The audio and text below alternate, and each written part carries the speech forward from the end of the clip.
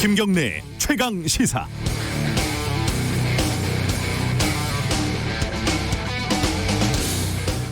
우리는 가끔, 아니 자주 모순된 것들, 불가능하거나 혹은 매우 어려운 것들을 상대방한테 요구를 한다거나 원하거나 합니다. 예를 들면 맛은 있지만은 칼로리가 낮은 음식을 먹고 싶다든지, 기분은 좋지만 취하고 싶지 않다든지, 정치적으로 노련하면서도 정직하고 솔직한 국회의원을 원한다든지, 신중하면서도 신속한 결단을 요구한다든지, 이런 경우는 너무 많죠. 이 말로는 좀 이상하지만은 현실에서는 필요한 게 사실입니다. 현실은 좀 잔인합니다. 북한이 선을 넘어버렸네요. 실질적인 도발을 자행한 셈입니다. 우리가 북한에게 뭘 요구할 방법은 없습니다. 크게 소용도 없고요. 이제 중요한 건 우리 정부의 대응인데요. 다만 지금 상황을 우리가 북한에 굴종적이냐 당당하냐 이걸 평가하는 시험대로 만들 필요는 없습니다. 그게 중요한 게 아니니까요. 여기서 그 어려운 요구, 주문이 들어갑니다. 상황을 관리하면서 새로운 돌파구를 준비해야 한다. 미래에 대한 낙관을 버리지 않으면서 현재의 비관적 상황을 대처해야 한다. 장기적으로 인내심을 가지면서 단기적으로는 단호하게 행동해야 한다. 국제 정세를 면밀하게 살피면서 남북 간의 흐름도 놓치지 말아야 한다. 어려운 주문입니다. 하지만 지금 정부가 해야 할 일이고 이미 준비가 돼 있어야 할 일입니다. 정세현 전 장관의 말처럼 어쩔 수 없이 겨울이 와버렸지만 인내심을 가지고 봄을 준비할 수밖에 없는 상황입니다. 6월 17일 수요일 김경래의 최강시사 시작합니다.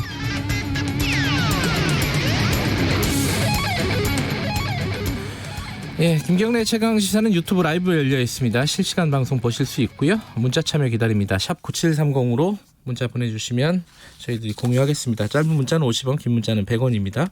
스마트폰 어플리케이션 콩 이용하시면 무료로 참여하실 수 있습니다.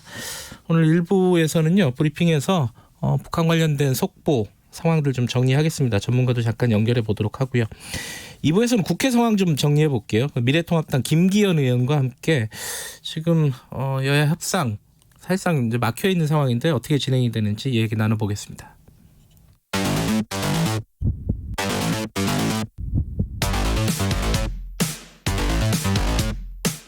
오늘 아침 가장 뜨거운 뉴스 언박싱. 네, 가장 뜨거운 뉴스 언박싱 고발뉴스 민노기 기자 나와 있습니다. 안녕하세요. 안녕하십니까. 그리고 김민아 시사평론가 나와 계십니다. 안녕하세요. 안녕하세요. 요새는 요 며칠 아침마다 북한 관련된 속보가 들어오고 있습니다. 오늘 아침에 좀 새로 들어온 얘기가 있죠. 한두 가지 좀 정리하고 넘어가죠. 굉장히 속전속결인데요. 예. 개성 남북 공동 연락사무소가 폭파된 게 어제인데 네. 오늘 그 북한이 개성과 금강산 일대에 군사훈련을 재개하겠다 이런 입장을 밝혔고요. 네. 그리고 우리 정부가 특사 파견을 지난 15일 요청을 했는데 김여정 그 노동당 제1부부장이 불허했다 이런 소식도 들어와 있습니다. 네. 우리 정부에서는 정의용 국가안보실장하고 서훈 국정원장을 특사로 파견을 좀 하겠다 이렇게 요청을 했는데 일정이라든가 이런 거는 북한이 최우선적으로 좀 빠른 시일 안에 좀 해줬으면 좋겠다라고 요청을 했다고 하는데요. 이걸 북한 쪽에서 완전히 거부한 것으로 보입니다. 그러니까 여기에 김여정 제1부부장이 우리 문재인 대통령이 6.15 공동선언 이제 관련해서 한 얘기가 있지 않습니까? 예. 이것에 대해서 굉장히 강한 반발을 표현을 하면서 그동안의 어떤 과정에 대한 사죄나 재발 방지 정도를 얘기해야 된다라고 하더라라는 속보도 나와 있습니다. 그 특사를 우리가 요청을 했는데 북한에서 거부했다. 이런 건 보통 잘 안 밝히잖아요, 그죠? 그렇죠. 예, 밝힌 걸 보면은 대화할 뜻은 지금으로서는 전혀 없다. 대화나 이런 걸 통해서 네. 우리한테 어떤 명분을 준다든지 자신들이 하고 있는 일에 있어서의 명분을 축소하게 만든다든지 이런 걸 허용 안 하겠다는 뜻이죠. 예. 관련된 얘기를 우리 뉴스 브리핑이지만 잠깐 전문가 좀 연결을 해보겠습니다. 통일연구원 홍민 북한 연구실장 연결돼 있습니다. 안녕하세요. 예, 안녕하세요. 네. 지금 아침에 들어온 얘기들의 의미를 좀 정리를 해보면요. 이 비무장지대 이런 데로 무장을 하겠다. 그리고 군사훈련을 재개하겠다. 이 군사합의를 파기하겠다는 뜻으로 봐도 되나요, 이거를?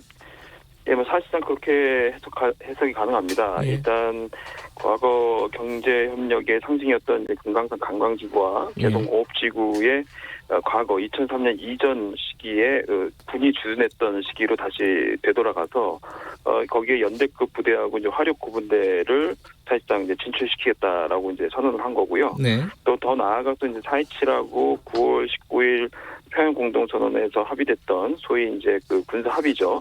그 군사 합의에서 따라서 그 지상 공중 해상에서 우리 구발적 충돌을 방지하기 위해서 했던 그 완충지대를 사실상 무효화시키는 그런 내용을 담고 있습니다. 그러니까 기존에 GP 시범 철수했던 어떤 지역들에도 이런 부분들의 초소를 다시 재건하고 거기에 이제 그 병력을 전개시키겠다라고 했고요. 네.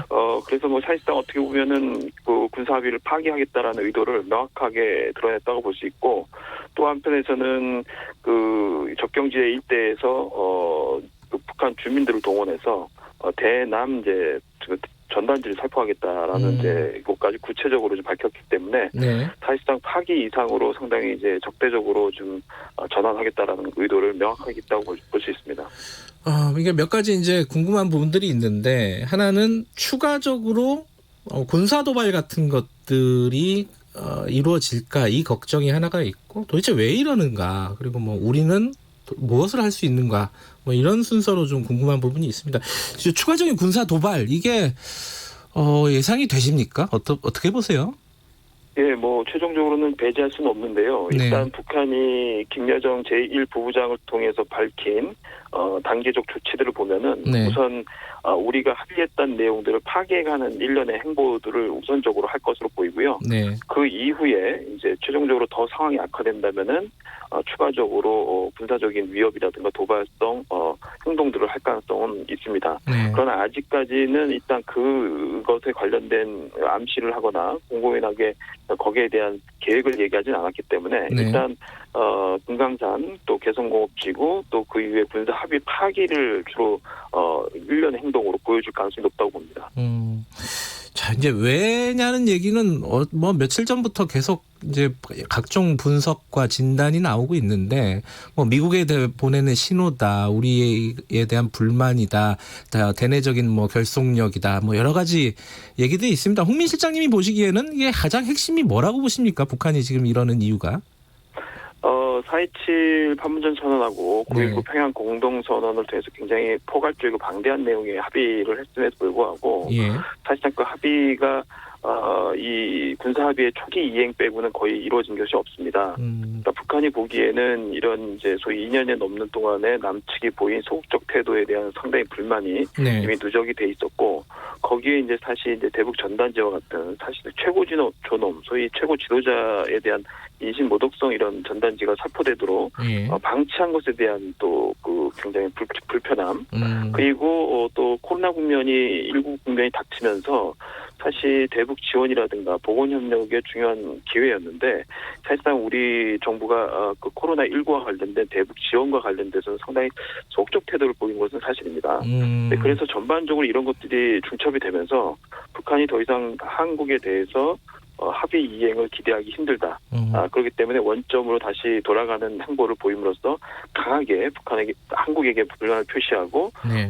한국에 대한 흔들기, 이걸 통해서 미국에게도 간접적으로 또 메시지를 주는 것이죠. 소위 북미 협상도 이런 합의 이행을 제대로 하지 않는다면은, 또는 그런 합의를 위한 적극적 태도를 취하지 않는다면 한국처럼 이렇게 합의를 파기하는 행보로 갈 수 있다. 이런 메시지까지도 염두에 뒀다, 이렇게 볼 수 있을 것 같습니다. 이제 우리가 무엇을 할 수 있느냐인데, 지금 이제 당장 뭐 특사 얘기도 그 전에 뭐 많이 나왔는데 지금 북한에서 구체적으로 실명까지 거론해 가면서 네. 특사는 거부했다 이렇게 밝혀버렸으니까 특사는 물 건너 간 것 같고, 우리가 지금 뭘 할 수 있을까요? 사실상 방법이 없다고 볼 수 있습니다. 왜냐하면 예. 그간에 한 2년여 동안에 중요한 골든타임들이 좀 있었습니다.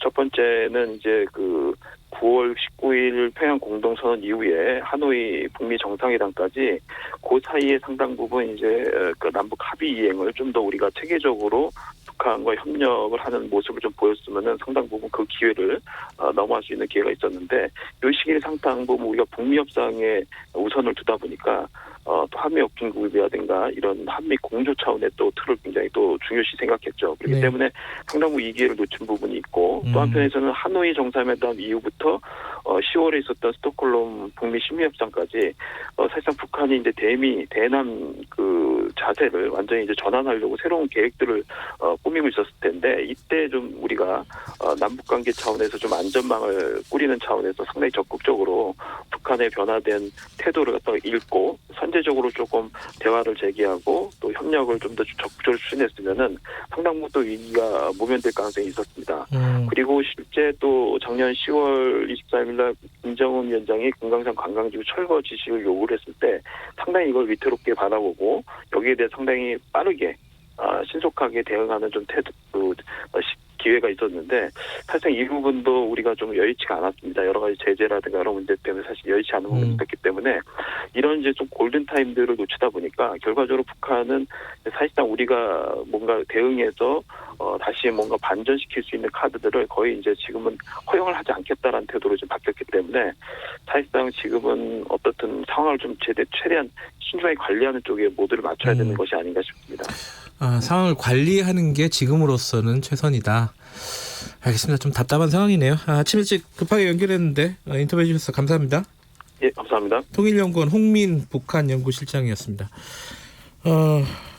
어제 이 폭파가 오후 2시에서 3시 사이였죠. 네. 그렇죠? 그러고 나서 이제 사실 여러 가지 반응들이 있었는데 당시에 통일부 장관은 국회에 있었고, 그죠? 그리고 삐라 때문에 뭐 여기저기서 뭐 충돌 같은 것들이 벌어지고 있는 상황이었고, 그렇죠. 되게 어수선한 상황이었는데 어제 반응 중에 조금 뭐 보도가 많이 됐던 게 송영길 지금 위원장이죠, 외통위 위원장이 포로 쏘는 게 아닌 게 다행이다, 뭐 이런 취지의 발언을 해서 좀 문제가 됐었죠. 그러니까 외통위 전체 회의 뒤에 네. 개성공단 그 연락사무소가 폭파가 됐잖아요. 네. 기자들이 계속 질문을 했어요. 네. 그 질문을 하는 그 답변 과정에서 포로 폭파 안 한 게 어디냐, 이제 이렇게 얘기를 했습니다. 그러니까 북한이 빈말이 아니라는 걸 보여주려고 그런 것 같다. 포로 폭파 안 한 게 어디냐, 이제 이렇게 얘기를 한 건데, 비판이 제기가 되니까 뒤늦게 이제 송 위원장이 페이스북을 통해서 수습에 나섰거든요. 네. 북한이 대포로 폭파하든 다이너마이트로 하든 대한민국의 재산에 대한 파괴 행위는 결코 용납될 수 없다. 북한의 무력 행위를 강력히 비판한다, 이렇게 입장을 내놓았는데 네. 조금 말실수를 한 것 같습니다. 예. 좀 국회에서 원래는 비준 4.27 비준을 한다, 뭐 이런 얘기들이 있었잖아요. 그 얘기는 어떻게 될지 좀 전망이 좀 불투명해진 것 같기도 하고요. 어떻게 보세요, 이거는?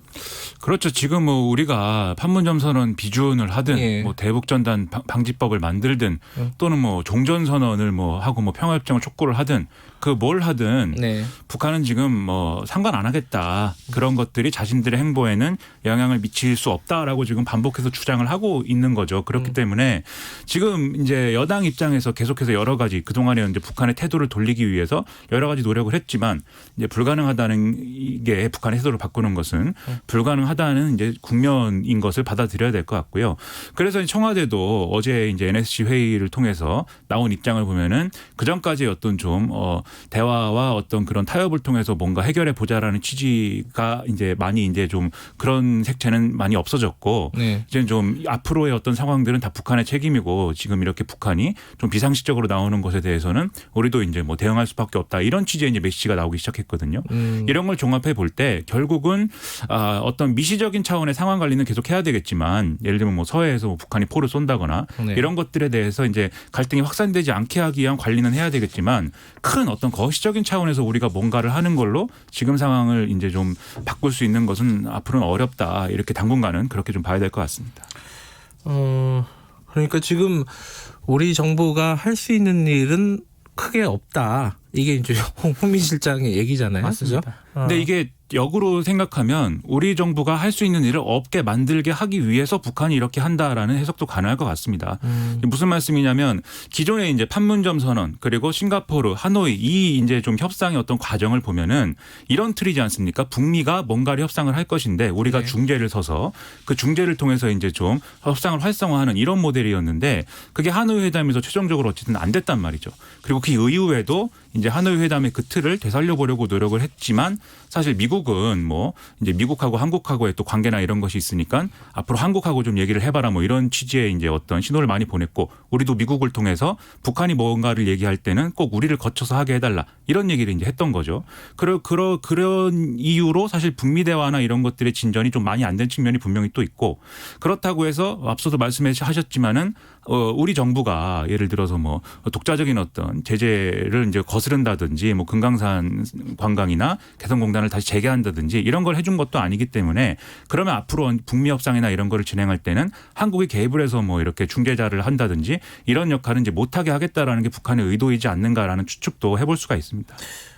미국 반응이 사실 궁금했어요. 이제 밤 사이에 들어올 것이었기 때문에 어제 밤까지는 뭐 다 뉴스가 특파원 연결하면 지금 새벽이 아침이어가지고 네. 반응이 아직 없다 이랬는데 밤사이에 들어올 것 같아서 아침에 일어나자마자 뉴스를 열어봤더니 미국 반응이 별게 없었어요. 그죠? 대단히 원론적인 입장 내놓았고요. 네. 네. 한국을 지지한다 뭐 이 정도 한국 수준? 그 메시지도 한국하고 얘기를 해라라는 거고 지금 트럼프 대통령 입장에서는 이게 사실 계속해서 어떤 미국 우선주의 그리고 미국 고립주의를 얘기하고 있는 과정이지 않습니까? 네. 그래서 무슨 뭐 주동미군 감축 얘기도 하고요.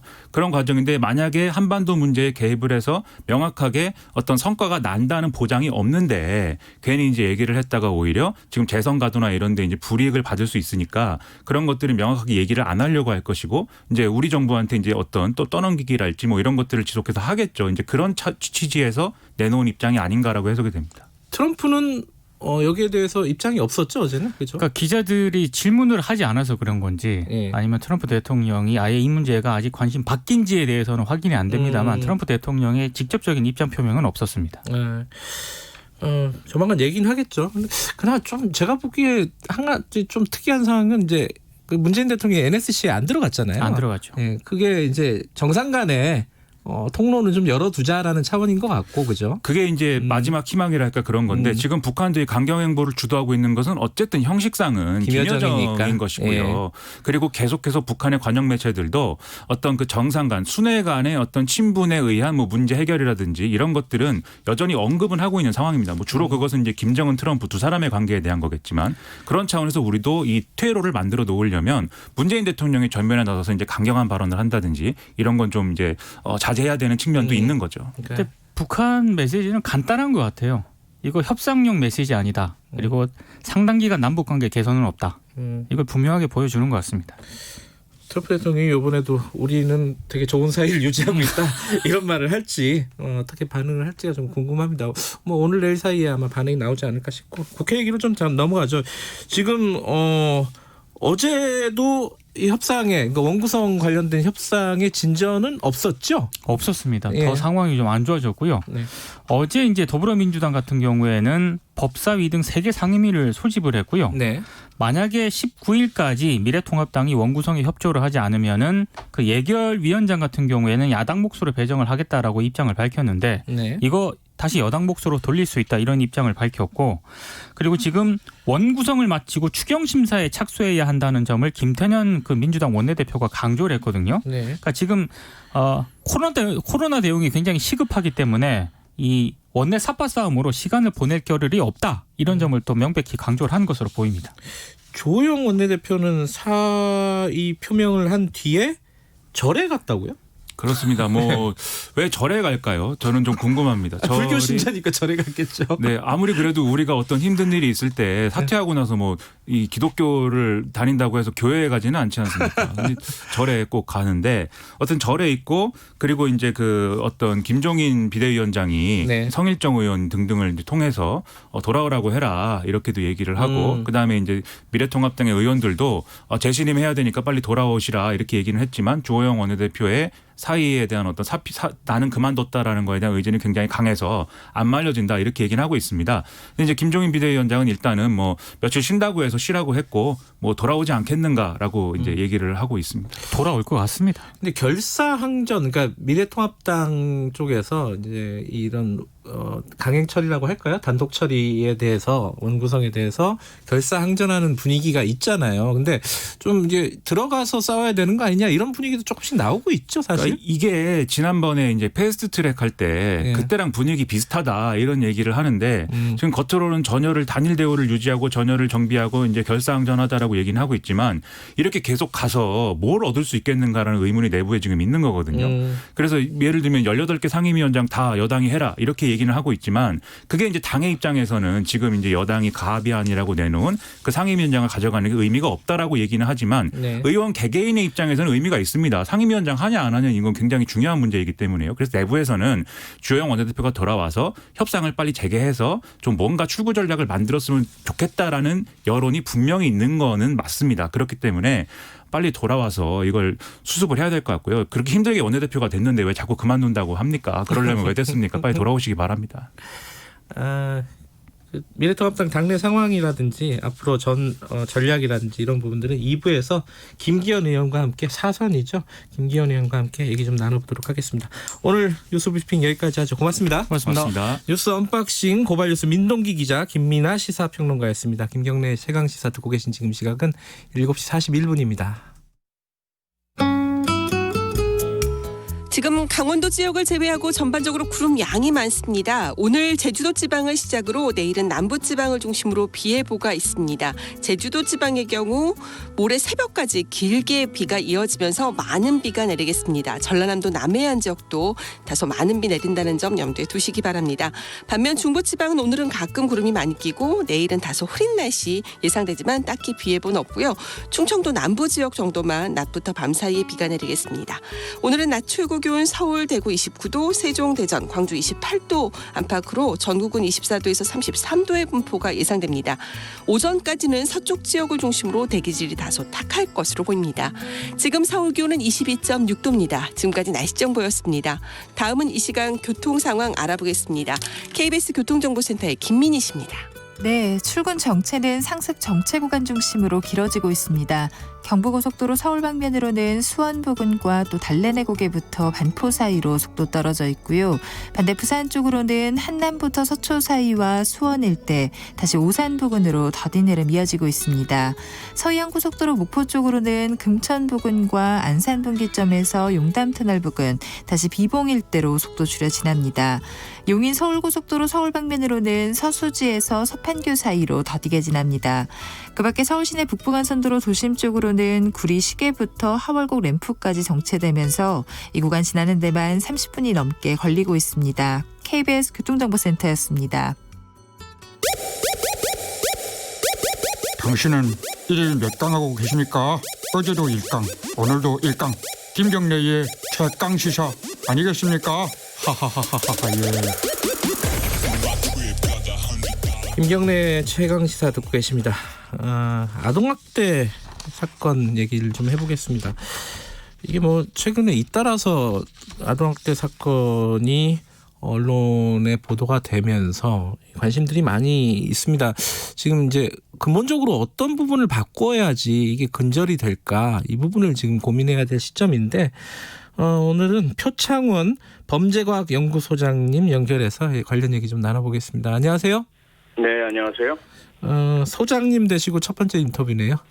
네, 그렇습니다. 의원 생활 마무리하시고 이거 하시니까 어떠십니까? 뭐 제가 있어야 될 자리에 돌아온 느낌이고요. 그래요? 예. 네. 그러면 축하드립니다. 고맙습니다. 그 아동학대를 사람들이 이게 저도 마찬가지고요. 네. 가정 불화 이런 걸로 여기는 그런 마음들이 좀 있어요. 범죄라기보다는. 네. 그런 어떤 인식들 때문인지 이게 참 근절이 안 됩니다. 이게 뭐가 문제라고 보십니까? 이런 아동학대, 끔찍한 아동학대가 계속되고 있는 이런 상황이 왜 계속 발생하는지 어떻게 보세요, 이거는? 말씀하신 데 정답이 있다고 저는 생각을 하는데요. 네. 하임리 법칙이라고 들어보셨죠? 네. 사람이 한 명이 사망하는 이제 사고나 사건이 발생을 했을 때요. 네. 사실은 그 전에 29명이 부상할 만한 사건 사고가 있었고요. 유사한 종류의. 네. 그리고 그 전에 300건 정도의 아주 경미한 사건 사고가 발생을 한다는 것이죠. 통계적으로 일반적으로. 네.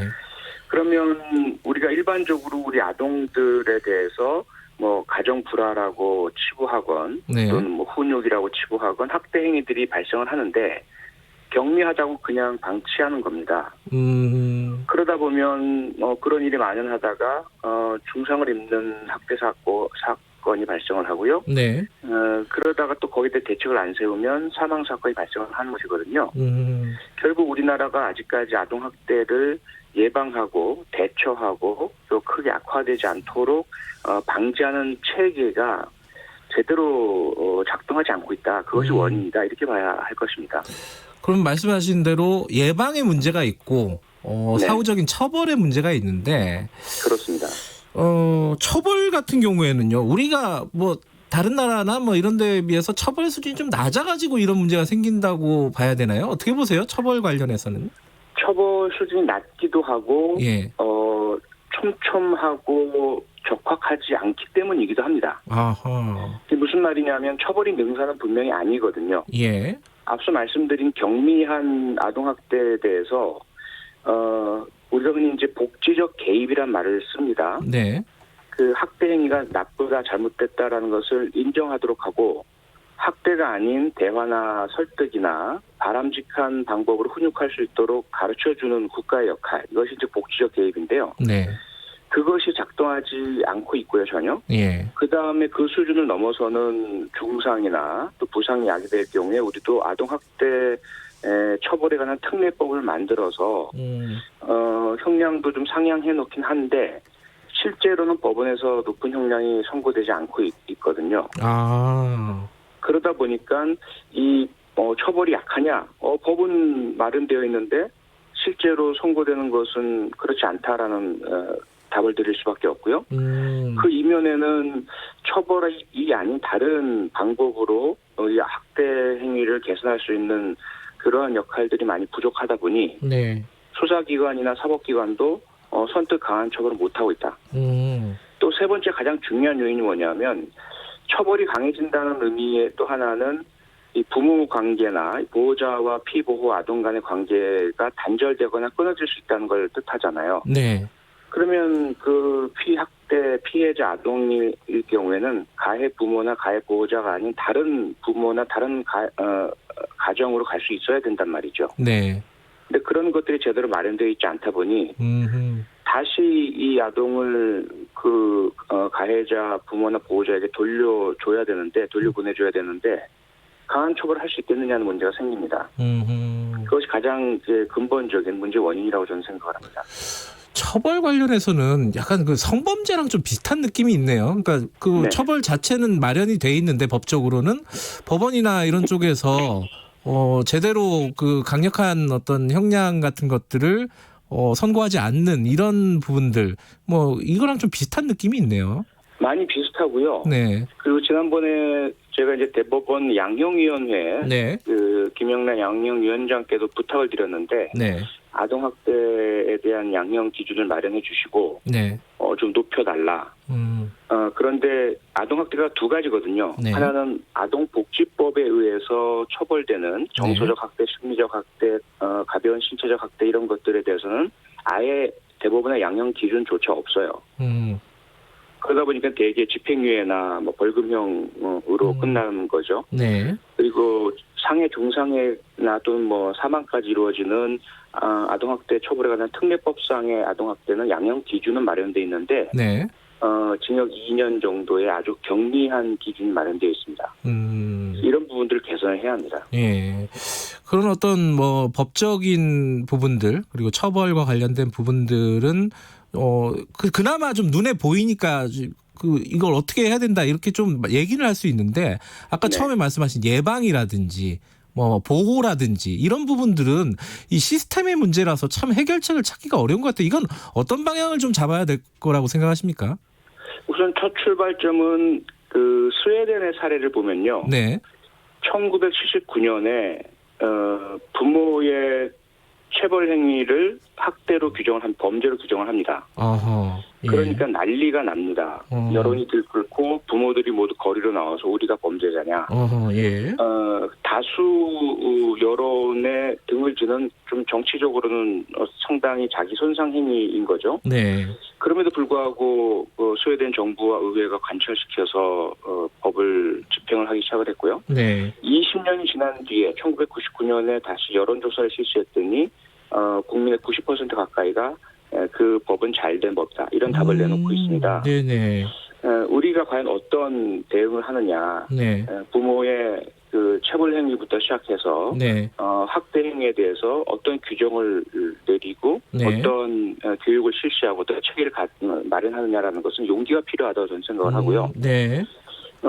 이제 그 체계 말씀하셨는데 우선은 아동 학대가 범죄다라는 인식, 교육, 그 다음에 아동 학대 행위가 발견되면 신고할 수 있도록 하는 신고 체계. 예. 그 신고가 이루어지면 지금 현재 아동보호 전문기관에서 가서 조사하도록 돼 있거든요. 네. 그런데 이분들에게 법적 권한이 없어요. 그러다 보니까 가해 부모가 돌아가라, 난 싫다 이러면 네. 어떻게 할 수 있는 방법이 전혀 없어요.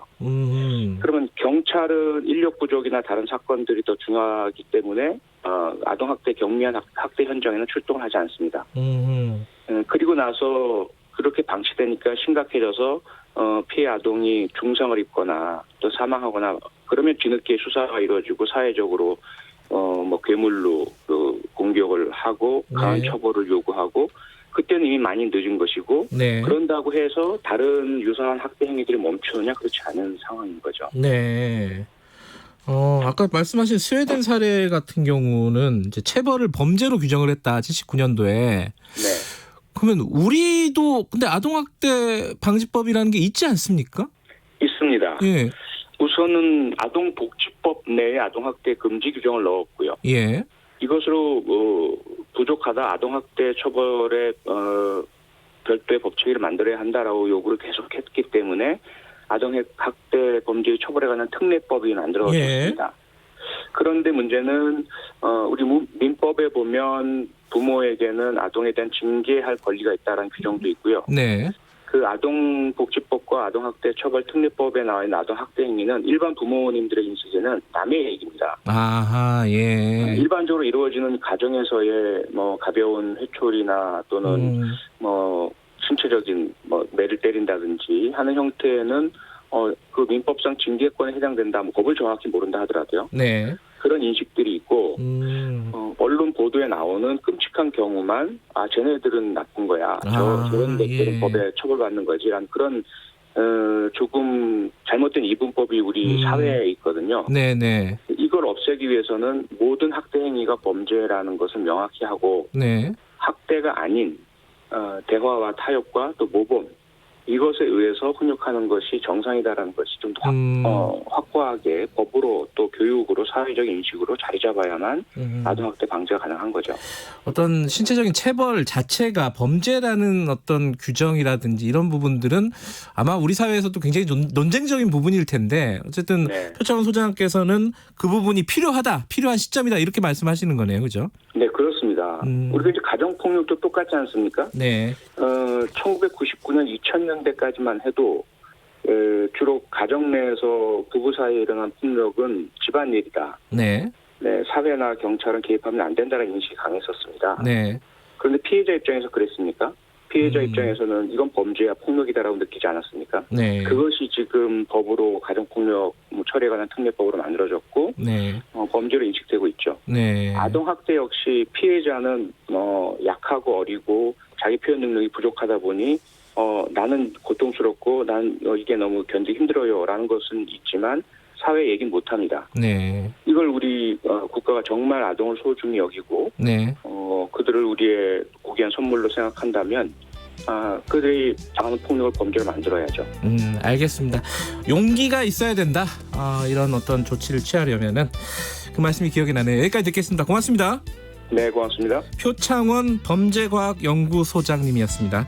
김경래 최강시사 1분 여기까지고요. 2부에서는 정치권 상황 좀 알아보도록 하겠습니다. 잠시 후에 8시에 뵙겠습니다.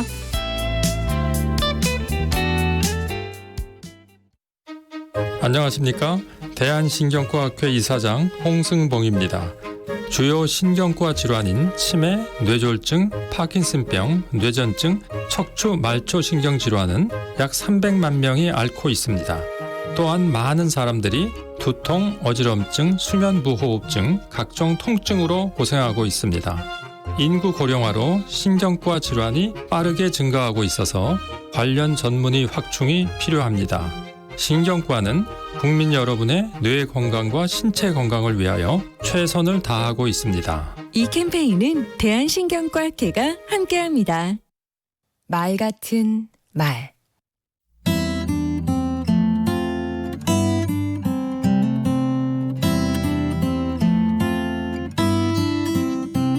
안녕하세요. 강원국입니다. 제가 초등학교 다닐 적엔 다들 왕자 크레파스를 썼습니다. 저는 24가지 색을 들고 다녔는데요. 잘 사던 집 친구의 54가지 색 크레파스가 부러웠습니다. 그림으로 표현할 수 있는 수준이 달랐으니까요. 글 쓰고 강연을 해보니 어휘가 크레파스의 색과 같더군요. 말을 잘하느냐 못하느냐를 결정짓는 중요한 변수가 바로 어휘력입니다. 물론 생각이 먼저입니다. 생각이 없는데 말이 유창할 수는 없습니다. 하지만 생각이 많은 사람이 말을 더듬거린다면 필시 어휘력에 문제가 있는 것입니다. 생각을 할 때도 어휘력은 필요합니다. 어휘는 생각을 담는 그릇이기 때문입니다. 어휘력이 빈약하면 생각이 빈곤할 수밖에 없습니다. 그렇다면 어휘력이 좋다는 의미는 무엇일까요? 우선 같은 상황에서 떠올리는 단어, 즉 유의어 개수가 많다는 뜻입니다. 죽다라는 표현도 사망하다에서부터 운명하다, 별세하다, 돌아갔다, 서거하다, 타계하다, 영면하다, 작고하다, 입적하다, 절명하다, 생을 마감하다, 불기의 계기 되다 등 다양합니다. 와우. 그리고 그중 어떤 말이 적절한지 골라내야 하는데요. 어감의 차이를 아는 게 중요합니다. 운영과 운용, 참가와 참여, 주체와 주관 모두 뉘앙스가 다릅니다. 어휘력을 키우는 것은 어렵지 않습니다. 국어사전과 가깝게 지내면 됩니다. 저는 하루 10번 이상 온라인 국어사전을 들락거립니다. 오랫동안 글쓰기의 치유 효과를 연구해온 미국의 심리학자 제임스 페니베이커는 쓰는 단어를 보면 그 사람이 살아온 배경과 성격, 심리 상태까지 알 수 있다고 했습니다. 생각과 감정을 표현하는 도구가 어휘니까요. 나를 흑백 TV로 보여주느냐 아니면 컬러 TV로 보여주느냐, 컬러 TV 중에서도 어느 정도의 해상도로 보여주느냐, 다 어휘에 달려 있습니다. 강원국의 말 같은 말이었습니다.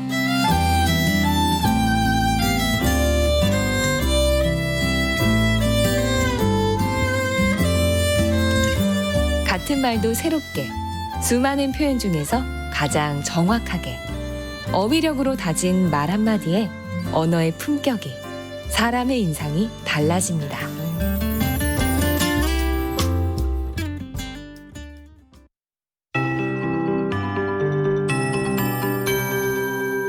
KBS 58분 날씨. 지금 전반적으로 구름 양이 많습니다. 일부 지역은 날이 흐려지고 비가 내리겠고요. 내일은 남부지방을 중심으로 비 예보가 있습니다. 지금은 동해상에 위치한 고기압의 가장자리에 놓여 있기 때문에 가끔 구름이 많이 끼는 날씨가 예상되는데, 중국 상해 쪽에서는 저기압이 다가오고 있어서 남부지방과 제주도지방 오늘 낮부터 흐려지겠습니다.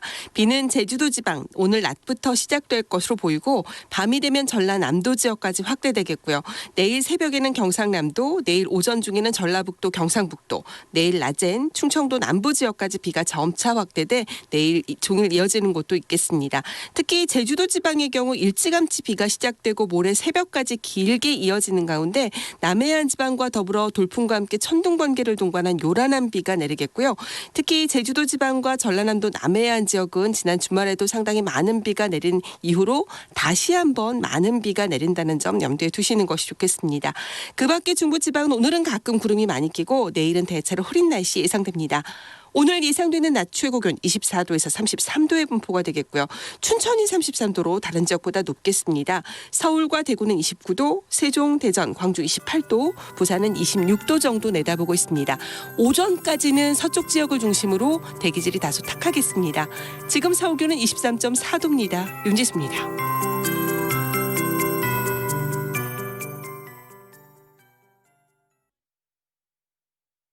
정성을 다하는 국민의 방송 KBS가 8시를 알려드립니다. AM 711kHz, FM 97.3MHz, KBS 1라디오입니다. HLKA.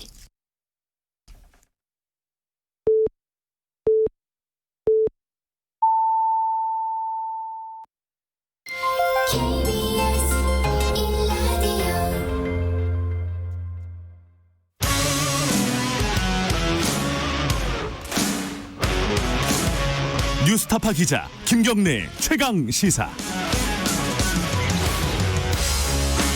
김경래 최강 시사 2부 시작하겠습니다. 어제 국회에서 원구성 관련된 협상이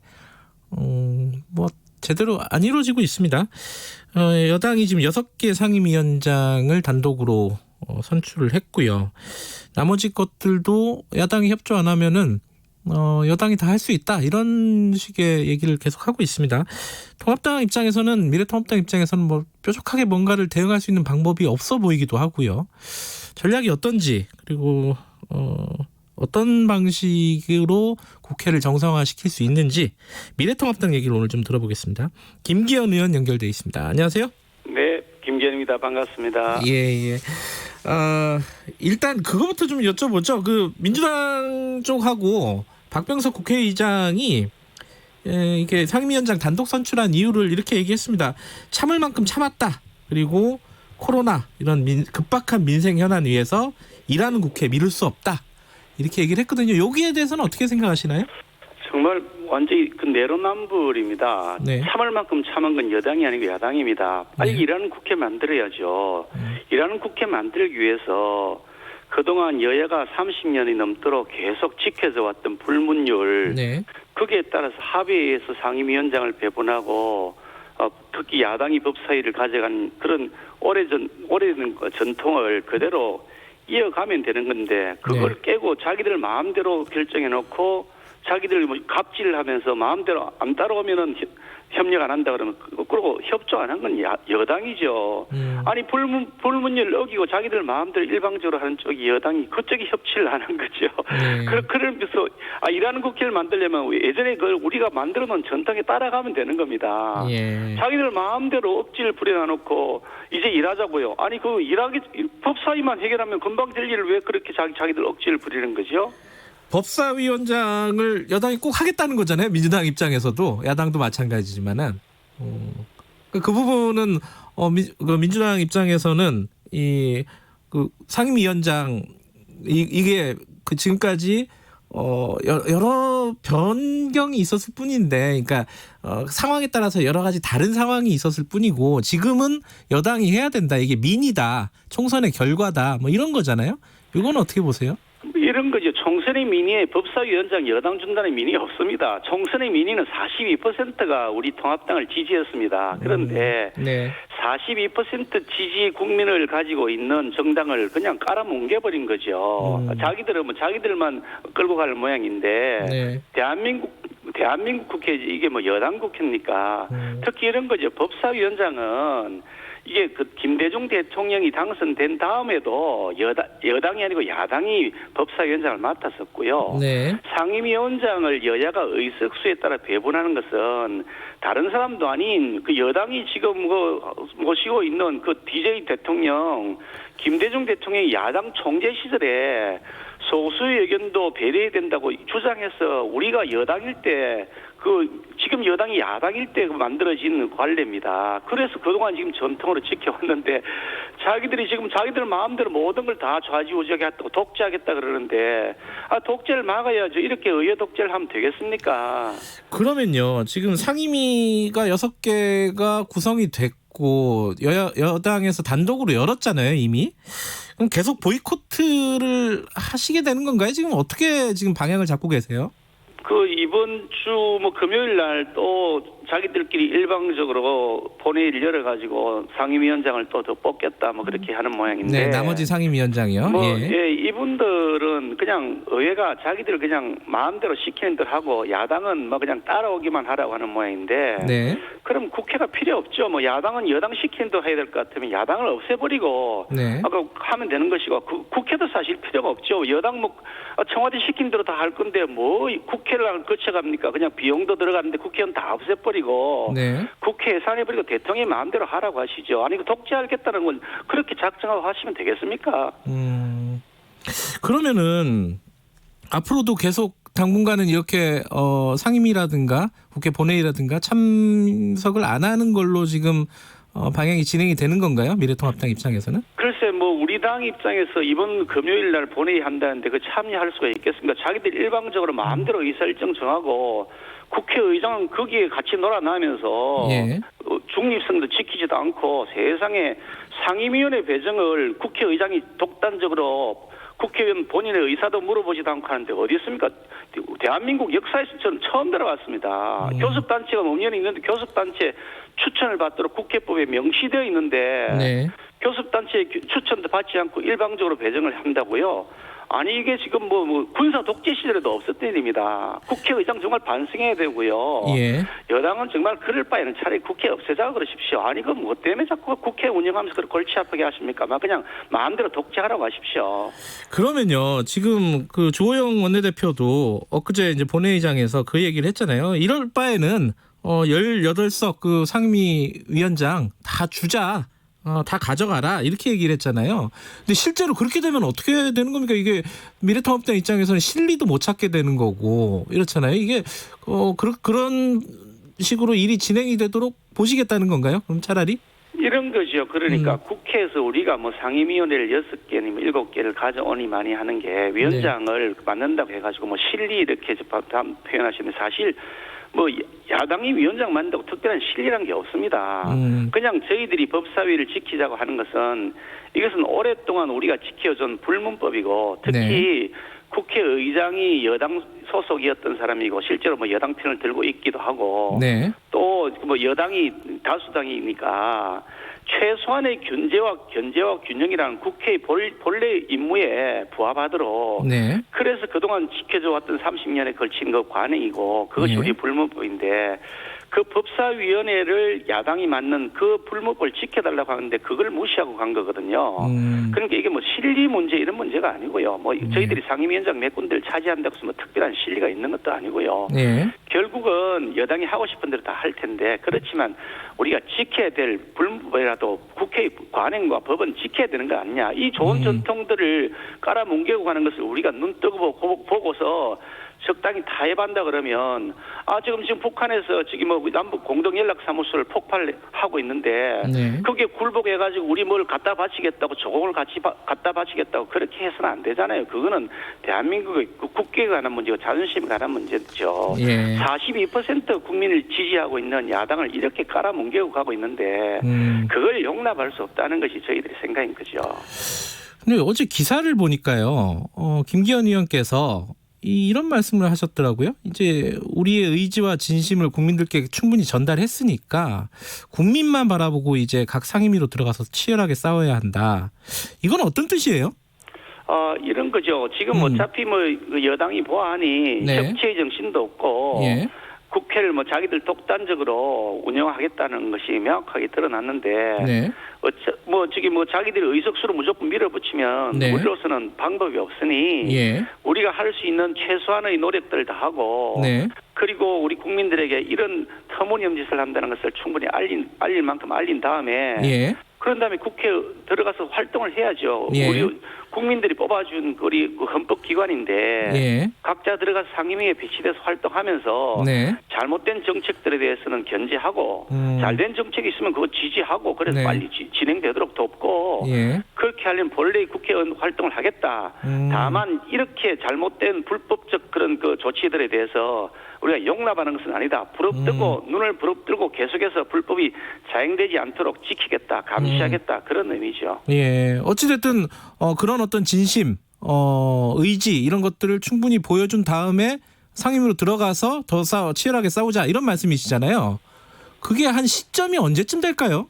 글쎄요, 뭐 제가 뭐 원내대표도 아니기 때문에 뭐 시점을 제가 말씀드릴 수 있는 건 아닌데 예. 전체적 방향을 보면 그렇다고 해서 우리가 뭐 상임위 활동을 안 하고 국회를 전체를 다 보이콧하자라고 하는 것이 국민들에게 바람직한 것인가? 특별히 요즘 경제도 많이 어렵고 네. 특히 남북 문제가 지금 자칫 전쟁으로 치달을지 모른다는 우려들이 지금 국민들 마음속에 지금 팽배해지잖아요. 네. 그러니까 우리가 국회에서 해야 될 역할들이 야당으로서 책임이 있으니 네. 그 역할에는 우리가 최선을 다하겠다. 다만 여당의 이런 독주와 독단적 그 국회 운영, 독재적 발상에 대해서는 결코 용납하지 않겠다라는 의지를 표명한 거죠. 예. 지금 주호영 원내대표는 언제쯤 복귀를 하실까요?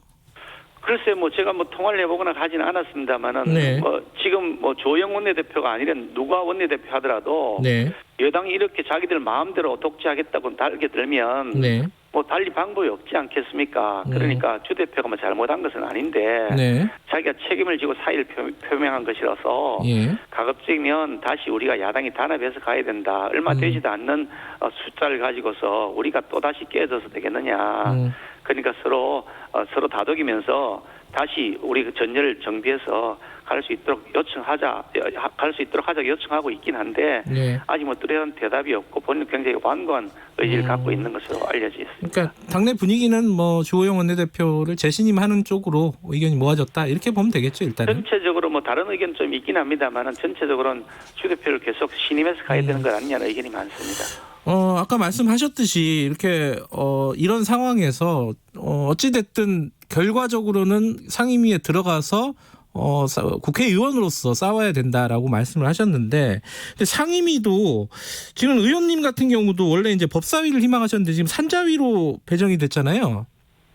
그것도 저도 참 황당했는데요. 저는 산자위를 간다고 한 번도 희망한 적이 없었고 예. 우리 당에 원래 그 원내 교섭단체의 추천으로 상임위 배정하게 돼 있기 때문에 예. 교섭단체에다 그걸 희망을 냅니다. 그 희망 낼 때 산자위는 아예 포함되어 있지도 않았는데 국회의장은 무슨 방법으로 김기현이 속마음을 그렇게 읽었는지 참 이해할 수도 없는 일이지만 네. 제가 그 언론에 보도된 바에 의하면 네. 그 뭐 재선 이상 의원들의 경우에는 언론에 보도된 본인의 희망을 보고서 네. 상임위를 강제 배치했다 그러던데 저는 이것을 보면서 강제징용을 당한 기분이 들었습니다. 네. 일제시대 때 아무 죄도 없는 우리 국민들을 그냥 강제징용해서 군함도 같은 탄광촌에 넣어놓고 사람을 그냥 완전히 혹사시켜 죽였던 것처럼 예. 아니 대한민국의 헌법기관인 선출된 국회의원을 강제징용해서 아무데나 처박는다. 예. 이거 말이 되겠습니까? 국회의장이 이래도 되는 겁니까? 그래서 제가 어저께 사임서를 바로 제출했습니다. 그러면 이제 사보임 형태로 해가지고 다른 상임위로 들어가시겠다 이런 말씀이신 거죠? 그러면? 그거는 아직 뭐 저희들로서는 더 논의를 해야 되겠습니다만 예. 이렇게 강제징용 당한 것을 어떻게 불법적 강제징용을 수용할 수가 있습니까? 예. 그러니까 그에 대해서는 도저히 수용 못 한다고 사임서를 낸 거죠. 근데 이제 법사위 같은 경우는 의원님이 뭐 직접적인 뭐 재판 당사자는 아니지만은 관련된 본인 사건이 지금 본인이 이제 연관된 사건이 재판이 진행 중이고 이래가지고 좀 이해 충돌 뭐 이런 부분들에 대한 얘기가 있지 않습니까? 그 황운하 의원 같은 경우도 그래서 법사위에서 배제된 거다 이렇게 보는 시각도 있고요. 그건 어떻게 보세요? 글쎄 황운하 의원 같은 경우는 자신이 재판을 받고 있는 당사자 피고인이죠. 예. 그러니까 자기가 재판을 법원에서 받고 있는데 법원을 감독하는 기관의 위원으로 들어가는 건 안 맞죠. 그러니까 직접 당사자이니까 그거는 당연히 안 맞는 것이지만 제가 재판을 받고 있는 것도 아니고 제가 죄를 지었는지 자기들 수사기관에서 열심히 조사한 다음에 김기현은 아무 죄가 없다고 다 선언을 했는데 아니 내가 왜 법사위에 들어갈 자격이 없다는 겁니까? 그게 앞뒤가 안 맞는 거죠. 아니 이런 겁니다. 강도를 당한 피해자가 강도를 당했다고 신고를 해서 그 강도가 잡혀가지고 재판을 받고 있는 피고인이 돼 있는데 그 강도는 그러면 재판을 받고 있는 피고인이 법사위에 들어가면 안 되겠죠. 그렇지만 강도를 당했다고 신고한 피해자가 법사위에 못 들어간다는 그거는 말이 안 되는 거 아닙니까? 예를 든다면 그런 거죠. 예. 물론 이제 황운하 의원 같은 경우는 김기현 의원 과거의 수사가 외압이 있었다 뭐 이런 식으로 주장을 하고 있지만은 뭐 그 부분은 좀 긴 얘기니까 뭐 따로 나중에 하도록 하고요. 자, 그러면은 법사위를 계속 이제 희망을 하시는 거죠, 김기현 의원께서는? 저는 당연히 그렇습니다. 법사위원장을 맡아서 제가 역할을 하려고 생각했는데 네네. 지금 이렇게 그냥 마구 불법을 자행하고 있으니 네. 이럴 경우에 우리 야당이 어떻게 대응하는 것이 좋을 것이냐. 네네. 그런 차원에서 당에서 여러 가지 전략을 세울 것 같은데 예. 그에 맞추어서 상임위 배정도 다시 논의를 해야 될 것 같습니다. 그러면 이거 하나 여쭤봐야겠네요. 지금 윤호중 법사위원장이 선출이 되지 않았습니까? 지금 이제 권력기관 개혁 속도 내겠다. 뭐 이런 얘기도 하고 체계작구 심사권 법사위에서 분리하겠다. 이런 얘기도 했는데 이런 방침에 대해서는 어떻게 생각하십니까? 윤호중 법사위원장으로 선출되신 분 저희들이 인정하기도 어렵긴 합니다만 예. 그분이 체계작구 심사권을 분리하겠다 그렇게 얘기했다고 하고요. 예. 어디에서 그런 얘기를 했던가요? 그거야 이제 민주당의 방침이죠. 민주당이 방침이 그런 거 아닙니다. 그게 말로는 체계작구 심사권을 분리하겠다고 했는데요. 네. 체계작구 심사권을 분리하자고 우리 당에서 안을 냈습니다. 그래서 법제위원회하고 사법위원회를 나누어서 네네. 체계작구 심사권은 별도의 특별위원회를 만들어서 하고 지금 법제사법위원회는 그냥 법무부나 법원, 검찰 이런 데를 관할하는 사법위원회를 하자. 예. 우리가 제안을 했더니 이런 지하에 거절했거든요. 일고의 가치도 없다고 거절을 했거든요. 예. 그런 다음에 분리하지 않은 상태로 체계작구 심사권을 분리하지 않은 상태로 그대로 해가지고 지금 자기들이 그 법사위 위원장을 차지하고 앉았습니다. 예. 그리고 사실 그 체계작구 심사권 말씀하시는데 그런 것이 가지고 있던 폐단이 일부 있었죠. 그런데 그 폐단을 가장 많이 활용했던 사람은 바로 지금의 여당입니다. 박영선 위원장이 그 대표적인 인물 아닙니까? 자기 마음대로 자기 마음에 안 든다고 법안을 깔아뭉개고 앉았던 사람은 바로 박영선 위원장이 대표적인 사람입니다. 자기들이 그렇게 해놔놓고 남보고 뒤집어 씌우나요? 그 체계작구 심사권 관련해서는 뭐 야당일 때는 누구나 또 다들 좀 그 이용을 했던 게 사실이죠. 뭐 이게 지금의 여당이나 지금의 야당이나 그렇죠. 일정 부분 그런 측면이 있는 건 맞는데요. 그게 체계작구 심사권이 그렇다고 잘못된 것은 아니고요. 체계작구 심사권의 의미는 이런 겁니다. 각 상임위마다 법안이 심사돼서 이게 나중에 이제 법사위로 모여서 올라가는데 그 각 상임위마다 하는 것들 중에서 여지들이 있는 게 많이 있습니다. 제 기억으로는 한 2018년도인가 그 무렵이었는데 무려 위헌 법률과 헌법 불합치 법률이 100건이 넘었던 사례도 있었거든요. 한 해요. 그만큼 많은 법률들이 각 상임위마다 남발이 되면서 충분한 체계작구 심사가 안 된 상태로 올라오게 됩니다. 그러니까 그런 점들을 최종적으로 심사를 해서 게이트키퍼를 하라고 만들었는데 그런데도 불구하고 심할 경우에는 한 해에 100건이 넘는 위헌 법률이 양산되고 있으니 체계작구 심사권은 반드시 필요한 것이고요.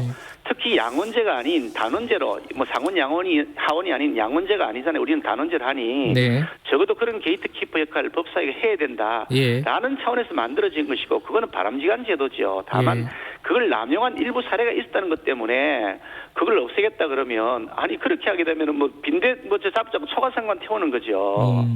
알겠습니다. 시간 관계상 짧게 한 두 가지만 여쭤볼게요. 지금 말씀하신 대로 이제 그 원내에서 치열하게 더 싸워야 된다라고 계속 말씀하시는 건데 이 미래통합당 입장에서 수적인 열세 이걸 극복하기가 쉽지가 않아요. 어떤 좀 다른 전략이 좀 필요한 거 아니냐 이런 생각도 드는데요. 그건 어떻게 생각하십니까? 그래서 그렇다고 저도 생각합니다. 우리가 전략이 필요하다는데 그 전략은 그냥 원론적으로 돌아가서 우리의 진심을 다하고 진정성을 보여야 되는 것이라고 생각하고요. 옛날 국민의당이었던 국민 정치 대표였나요? 그런 것 같은데 김대중 대통령 시절에 새정치국민회의였던 것 같네요. 거기에서 81석이었을 때도 그럴 때도 그때 이쪽 그러니까 여당 쪽 저희 당 쪽이죠. 저희 당과 그 친여 쪽을 포함하면 170이 넘는 그런 의석이었는데 그런 상태에서도 진정성을 가지고 국민들에게 호소하면서 마침내 김대중 대통령이 당선되었던 사례가 있었던 것처럼 우리의 경우에도 정말 절치부심하면서 정말 대한민국 국민들의 행복을 위해서 노력하는 모습 그리고 최선을 다해서 우리 보수의 가치를 잘 세워나가고 새롭게 가다듬어가는 모습을 보이는 것이라고 생각합니다. 상황이니까 이건 마지막에 한 말씀 드려야 될 것 같습니다. 북한이 공동연락사무소 폭파를 했는데 지금 대북 정책 어떤 방향으로 가야 된다고 생각하십니까? 지금 이렇게 원칙을 깔아뭉개고 가고 있는 그 북한에 대해서 계속해서 구걸하는 모습, 저는 정말 자존심 상한 일이고 절대로 전략적으로도 옳지 않다고 생각합니다. 네. 강경하게 원칙을 세워서 더 이상의 떡은 없다. 원칙을 자기들이 지키지 않으면 우리도 그에 대한 대응을 하겠다라는 견해를 확실하게 대통령이 보여줘야 된다고 생각하는데 아직도 미적미적하고 있어서 좀 답답합니다. 알겠습니다. 오늘 말씀 여기까지 드릴게요. 고맙습니다. 네, 감사합니다. 미래통합당의 김기현 의원이었습니다. 공정하고 깊이 있게 오늘 하루 이슈의 중심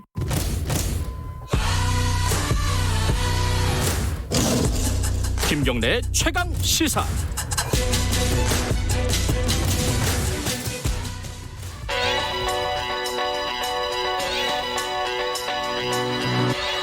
최강 시사 윤태곤의 눈. 네, 윤태곤의 눈, 윤태곤 실장 나와 계십니다. 안녕하세요. 네, 안녕하세요.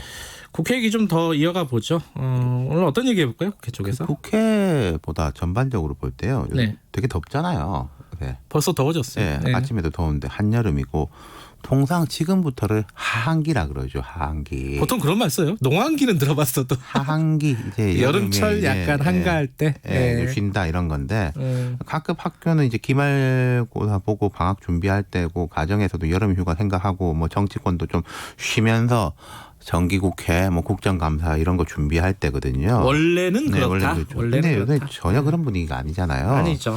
코로나19 때문에 사실상 해외 휴가가 올스톱이고 국내 휴가도 잘 모르겠는 게 뭐 코로나19도 그렇고 각급 학교들을 보면은 방학도 아니고 방학이 아닌 것도 아니잖아요. 개학이 늦어졌지 않습니까? 일주일에 하루 가고. 네. 그러니까 여름 휴가, 여름 방학 자체가 일주일 뭐 이럴 거예요. 아마도. 네. 근데 이제 학교에 나가는 것도 아니고 온라인 수업이 많고 또 정치권도 외유는 말도 안 되고 대통령 해외 순방 안 나간 지 오래됐죠. 외유는 뭐 불가능하죠. 그렇죠, 나가면은 뭐 자가격리해야 되는 데도 많고. 그러니까 그러면은 뭐 이래야죠. 안타깝네요. 예, 그러니까 이제 지난주에도 이런 이야기를 했지만 일이라는 게 이제 어쨌든 생각이 좀 다를 거다. 네. 그리고 과제가 점점 쌓이고 있다. 뭐 국회 이야기부터 짚어보면은 김기현 의원 한참 이야기하셨지만은 자 민주당이 이제 6개 상임위원장을 선출했어요. 네. 법사위, 기재위, 산업통상자원위, 외통위, 국방위, 복지위. 그게 뭐 19일 날 나머지도 다 한다. 뭐 이런 이야기가 나오는데 19일 하면 얼마 안 남았습니다. 그럼 이제 6개 했으니까 12개 남은 건데 양당에서 애초에 이제 11대 7 뭐 이랬으니까 그걸 준용하면은 민주당이 5개, 통합당 7개 가져가는 거죠. 원래 뭐 계획대로 하면 밑그림대로 하면은 지금 민주당이 국토위와 예결위를 비워놓고 있어요. 이거 비워놨으니까 들어와라. 네. 예. 어떻게 될까요? 이게 지금 야당은 어찌 됐든 이제 밖으로 얘기하는 거는 지금은 들어갈 생각 없다 이런 건데. 협상이라는 게 주고 받고 이렇게 좀 유연성 변화 이런 게 협상의 이제 원래 본질적 의미라고 본다면 지금 협상 의미가 별로 없어지긴 했어요. 선택이에요. 요거 할래 안 할래 그렇잖아요. 야당 입장에서는 뭐 이미 정해진 상임위원장이 철회될 것도 아니고 그렇다고 국회의원장이 임의로 통합당 의원들을 상임위원장에 임명하는 거 불가능하거든요. 법대로 하자면은 상임위원장은 선출입니다. 국회의장 임명이 아니라. 그럼 이제 민주당이 전 상임위를 다 맡거나 일부를 공석으로 둬야 되는데 근데 저는 좀 느낌적 느낌이 완전 길어질 것 같진 않아요. 이런 상황이. 통합당이 이제 과거 관행처럼 뭐 장외투쟁 이런 건 안 하고 있지 않습니까? 국민 눈높이에 맞추겠다. 이런 게 일기조 아니겠어요? 통합당도. 그러니까 이제 뭐 아웃복싱을 하고 있는 느낌이고 민주당이 뭐 다 가지든지 뭔가 다른 명분을 주든지 뭐가 좀 되긴 될 것 같다. 그리고 뒤에 다시 이야기해 보겠지만은 남북 관계 갈등 이게 어쩌면은 모멘텀이 될 수도 있을 거예요. 국회 정상화에. 그래요. 그 얘기는 조금 이따가 해보고요. 지금 국회 얘기를 쭉 하고 있지만 그거 말고도 여러 가지 현안들이 있습니다. 그렇죠. 지금 이제 통합당이 많이 밀리고 있고 민주당 의원들을 중심으로 뭐 1호 법안 이렇게 많이 내놓고 있습니다. 근데 별로 좋은 평가를 받고 있지는 못하는 것 같아요. 이런 의원들이 주로 조금 과거사 쪽에 우리 지역의 뭐 인천, 여수, 순천, 뭐 광주 다 이제 지역의 과거사 쪽에 그게 이제 지역별로 보면 중요한 거고 자기 지역구 의원들한테로서는 지역민들의 이제 여론을 살펴야 되겠지만은 이게 170석 이 넘는 거대 여당이 처음으로 하는 드라이브가 이것만인가라는 거. 그다음 뭐 부동산 법안 관련된 것도 뭐 통계 수치를 뭐 어떻게 했다 이런 이야기가 나오고 있고 이런 점들이 있고 그다음에 전당대회를 앞두고 슬슬 이제 여권 내부의 갈등도 보이고 있거든요. 또 이제 앞으로 인사도 있을 거예요. 인사가 뭐가 있죠? 공수처 처장부터 다 뽑아야죠. 처장, 차장, 수사관. 처장. 예. 방통위원 여야 몫이 있습니다. 김현 전 의원이 뭐 사실상 내정됐다 이런 보도가 있고 언론 노조에서도 뭐 반발이 있더라고요. 논평이 나오고 있는데, 그러니까 이런 정치적 인화성이 높은 인사들이 줄줄이 기다리고 있다는 거죠. 이게 여당 입장에서 이런 게 있을 거예요. 오히려 이건 야당이 강하게 맞붙어 준다면은. 네. 좀 편해지는 게 있을 겁니다. 싸움이 벌어지면 그렇죠. 오히려 예. 뭐 세력대 대립으로 하면 좀 지지이 강하지만은 야당이 좀 아웃복싱을 하면서 여론전을 강화한다면은 머리가 아플 수도 있는 거고요. 그리고 여름에 전당대회 있죠, 민주당. 그럼요. 민주당 전당대회는 매우 중요한 이벤트죠. 앞으로 민주당 당권에 누가 지느냐, 차기 당대표가 이해찬 현 대표하고 어떤 다른 리더십을 보여줄 것이냐 이런 게 주요 관심사인데 제일 제가 핵심적으로 보고 또 정치권에서도 이제 관심 있게 보는 거는 이번 당권 경쟁이 민주당 분화의 계기가 될 것이다. 오호. 그럼 뭐 과거 같은 전면적 죽기 살기의 분화는 안 되겠지만은 승자하고 패자는 가려지는 거 아니에요. 그렇죠. 이기는 쪽은 주주고 지는 쪽은 비주류예요.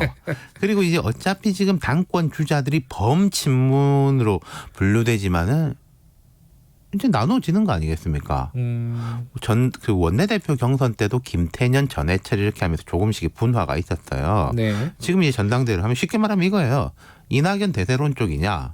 아니 이게 뭐 벌써 대세론이냐? 그리고 당권 대권 2년 전부터 다 먹고 가는 게 말이 되냐라는 쪽으로 해가지고 김부겸 전 의원을 뭐 그렇죠. 대표로 하는 뭐 정세균 총리도 뭐 뒤쪽에 있다 뭐 이런 말도 나오고 또 박원순, 이재명 시장, 도지사 이런 사람도 관심 있게 보고 있지 않겠습니까? 네. 그러니까 이낙연 견제냐를 두고 사람들이 갈라지고 있다. 제가 이런 말씀드리기는 어렵지만은. 친문 직계로 꼽히는 원내외 인사들도 이미 좀 갈라져 있어요. 이쪽으로 간 사람, 저쪽으로 간 사람들. 전당대회가 이게 여름에 이제 다 벌어지는 일들이죠. 분화의 어떤 계기가 될 수도 있다. 그리고 이제 아까 말씀하신 대북 문제. 그렇죠. 어제 큰일이 또 터졌고요. 뭐 당분간 더 안 좋아지지 않겠습니까? 네. 그리고 그 폭파 이후에 어제 밤에서 오늘 조금 전 아침까지 북한에서 계속 뭐 쏟아지는 메시지들 보면은 참 이게 뭐라고 그래야 됩니까? 좀 장바닥에서 이렇게 험한 이야기하는 식의 그런 험구들이 이제 쏟아지고 있잖아요. 예. 이게 어제 보면은 통일부하고 청와대 메시지가 이전하고는 달라졌죠. 6.15까지 하고 어제하고 딱 달라졌습니다. 그거 책임져야 된다. 네. 뭐 우리도 용납할 수 없다.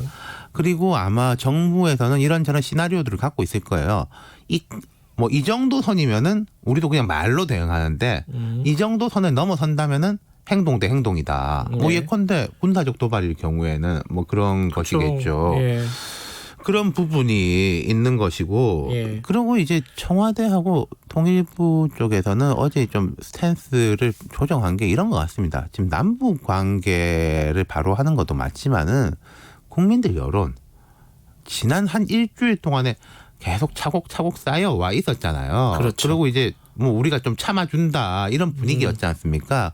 근데 어제 또 이거 폭발하는 건 비주얼이 나왔잖아요. 영상이. 네. 사실 국민들의 자존심 부분에 대해서 심각한 상처를 입었고 그러면은 이거는 북한에 대한 문제가 아니라 우리 정부에 대한 신뢰.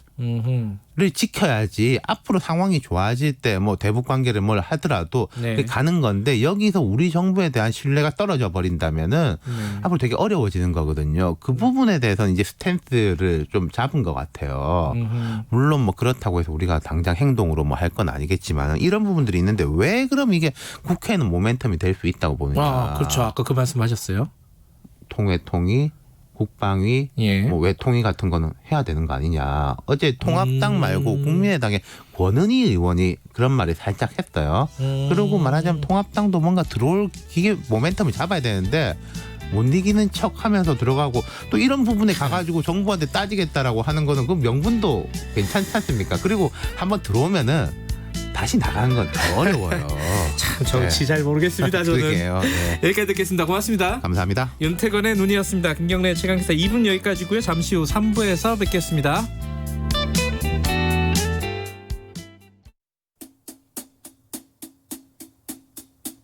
주진우 라이브 주진우 라이브 주진우 라이브 주진우 라이브. 라이브가 좀 이상한데? 그러니까 많이 이상해. 다 이상. 매일 오후 5시 5분 주진우 라이브. 내일은 좀 더 나아질 거예요. 확실해요.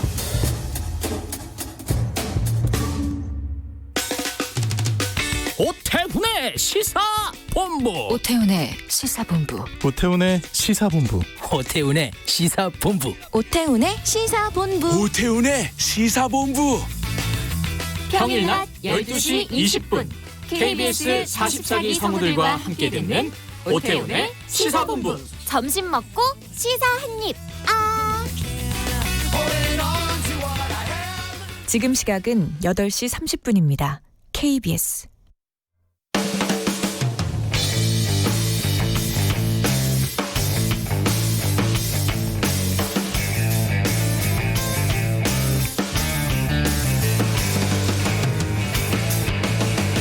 김경래의 최강 시사. 코로나19 발생 이전의 세상은 이제 다시 오지 않습니다. 이제는 완전히 다른 세상입니다. 최대한 약속과 모임을 연기해 주시고 비대면으로 전환하고. 사실 코로나 이후에 우리의 노동 현실 어떻게 변할지 굉장히 불확실하다. 김경래의 최강 시사 연속 기획. 코로나19 언택트 시대. 노동의 그늘.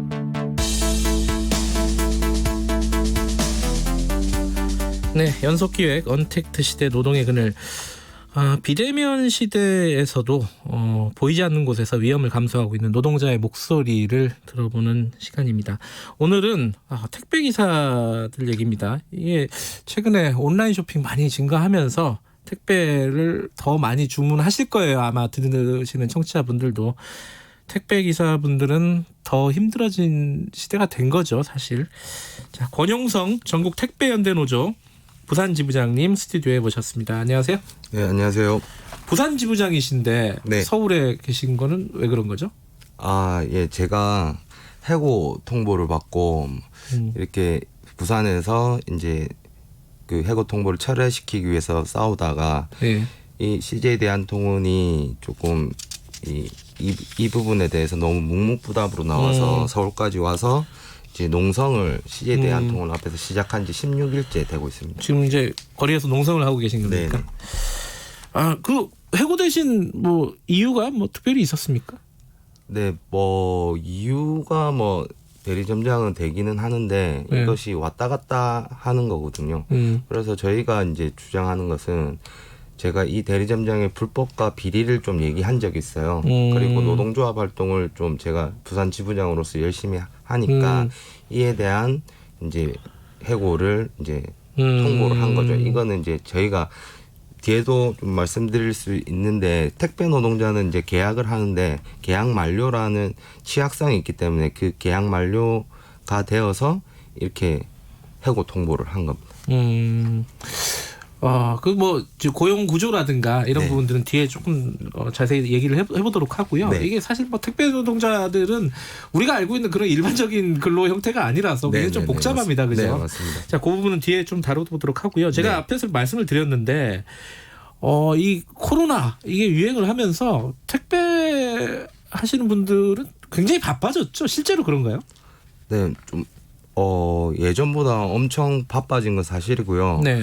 보통 한 400개 정도 이제 배송을 하시던 분이 하루에요? 예. 하루에 300-400개나 해요? 원래도? 예, 원래 한 화요일, 수요일 정도는 300-400개 정도를 하거든요. 근데, 아이고, 예. 근데 거기에서 한 30-40% 늘어났어요. 30-40%? 예. 뭐 약간 과장을 섞으면은 한 절반 정도 늘어났다 이렇게 보면 되겠네요. 예, 과장을 하면요. 아니, 어쨌든 체감적으로 볼 때 한 30-40% 이상은 늘었다. 네네네. 그러면은 300-400개를 할 때도 그 예전에 코로나 전에도 그 얘기 많이 했어요. 이거 뭐 화장실 갈 시간도 없고 네. 그거 많이 봤거든요, 실제로. 네네. 그리고 뭐 밥 먹을 시간이 없어갖고 이렇게 막 삼각김밥 같은 거 운전하면서 드시고 거기서 30-40%가 늘었다는 거는 불가능한 거 아니에요? 어떻게 처리를 하세요, 그거를? 그러니까 저희는 뭐 이 물량을 늘어난 물량에도 불구하고 이걸 이제 회사가 이거 당일 배송을 하라고 이제 요구하고 있거든요. 그래서 어떻게든 밤 12시가 되던 간에 그렇게 이제 자기가 주어진 물량을 다 배송해야 됩니다. 그게 있어요. 저도 뭐 이렇게 배송을 시키잖아요. 네. 밤에까지 제가 보통 막 9시, 10시쯤에 네네네. 집에 들어가는데 그때까지 배송이 안 돼 있었어요. 근데 네네. 새벽에 일어나서 나와보면은 네네. 문 앞에 있어요. 네. 12시, 1시에 배송. 밤 사이에 들어왔다는 네. 거잖아요. 네네. 야, 그러니까 밤 12시고 뭐고 어쨌든 당일 배송을 해라. 네네. 그런 요구를 하고 있죠. 네. 그러다 보면은 여러 가지 뭐 아까 얘기했던 뭐 화장실, 식사 이런 것들이 힘든데 제일 힘든 건 뭡니까? 택배 기사님들 현장에서. 제일 힘든 거는 네. 이 늘어나는 물량에 있어서 이제 좀 하차 시간이 빨라지고 네. 저희가 아침에 하차 분류 작업을 하거든요. 아침 7시에 출근해서 보통 오후 1시, 2시까지 이제 분류 작업을 하는데 이 시간이 너무 긴 거예요. 물건이 많으니까. 이 시간이 너무 기니까 저희가 첫 배송을 하는데 2시 아니면 2시 반에 첫 배송을 하면 그때부터 300-400개를 한다 하면 1시간에 빨리 쳐도 50개, 60개를 하거든요. 배송을 하거든요. 50개 정도를 한다. 그거 일부러 하나씩 하는 거 아니에요? 그러니까 빨리 해야 돼요, 그거를. 네, 빨리 밥도 안 먹고 진짜 빨리 하면 뭐 400개면 50개 나누면 8시간이잖아요. 스택 꼬이면은 이제 더 늘어나는 거예요. 아니 그러면은 8시간 이상 배송 작업을 하고 그 앞에 이제 분류 작업을 하신다. 6, 7시간 분류 작업을 하는 거예요. 하루에 근무 시간이 뭐 한 12시간 된다는 거예요? 12시간 넘죠, 지금. 네. 저도 12시간 넘게 일해 본 적은 있지만은 그럼 밤에 집에 갈 때 죽을 것 같더라고요, 진짜. 정말 녹초가 돼서 들어가요, 밤에. 그럼 그 다음 날 똑같은 일상이 반복되는 거 아닙니까? 아니 그러면은 그래가지고 이제 과로사 하는 분들이 심심찮게 계속 생깁니다, 그죠? 뉴스에서 보는데 아니 그렇게 생각이 될 수 있잖아. 몸은 바쁜데 그럼 돈은 많이 벌겠네. 뭐 이렇게 생각할 수도 있잖아요. 어때요, 그거는? 그런데 이제 너무 이제 늘어난 뭐 물량에 비해서 돈은 많이 벌겠네 이렇게 생각하실 수도 있는데 저희가 그만큼의 개인 사업자로 분류가 되기 때문에 그만큼의 비용도 만만치 않게 들어가요. 그러니까 유류비라든지 그다음에 여기에 들어가는 뭐 송장이라 불리는 뭐 송장 그다음에 기타 부대 비용 그다음에 늘어난 시간에만큼 저희도 이게 대한 뭐 밥값이라든지 음료수값 이런 거 오롯이 저희가 다 내고 있거든요. 그리고 이에 대한 세금 늘어나는 거에 대한 세금도 저희가 다 내고 있기 때문에. 근데 지금 개인 사업자라고 하셨잖아요. 네네. 이게 이제 그 택배 기사분들의 이제 그 고용 형태인데 이제 뭐 근로 형태가 아니라 이제 개인 사업자 형태로 계약을 맺는 거잖아요. 네네. 그러면은 상식적으로 생각할 때 내가 하루에 400개는 죽었다 깨어나도 못 하겠다. 나는 한 300개만 하겠다. 이렇게는 못 해요? 그렇게 하지 못합니다. 왜냐하면 처음에 구역을 책임지고 오롯이 자기가 책임지고 배송하는 구조이기 때문에 이것에 대해서 하루는 200개를 왔다고 해서 자기가 다 배송하고 그다음에 400개가 왔다고 해서 못 하겠다. 그러면 이건 해고 사유가 되는 거죠. 400개가 오든 500개가 오든 어쨌든 책임량은 다 해야 된다. 자기가 책임지는 구역이니까. 그러면요. 사람이라는 게 아플 때도 있고 집안에 갑자기 일이 생길 수도 있고 뭐 그렇잖아요. 그러면 어떻게 되는 거예요? 그러니까 저희 같은 경우에는 연월차라는 개념이 없거든요. 이제 빨간 날만 쉬어요. 빨간 날만 쉬다 보니까 그렇게 이제 뭐 이렇게 아프거나 이제 상이 당하거나 이렇게 꼭 빠져야 되는 일이 생기면 용차라는 개념을 써요. 그러니까 용차. 대체 배송을 해주는 분을 불러가지고. 그런 분들이 있긴 있군요. 사기업이죠. 그런 분들도. 근데 저희가 이제 건당 받는 수수료가 이제 수수료라고 얘기하거든요. 네. 700원이라고 하면 약 700원이라고 하면 그분들은 한 2배 이상 드려야 돼요.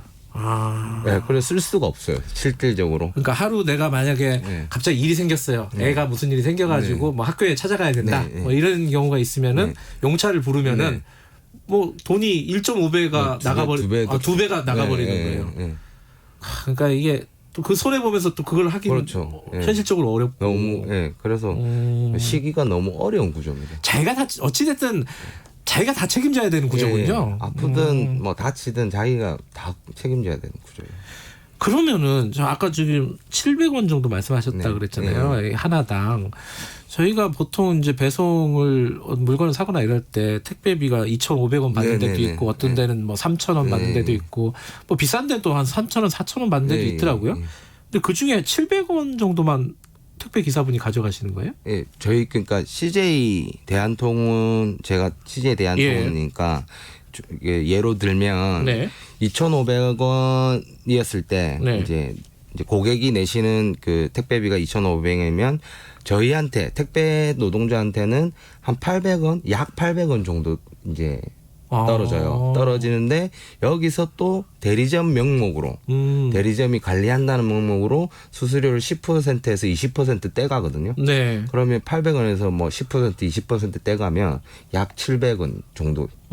적으면 670원, 60원 이렇게 되는 거예요.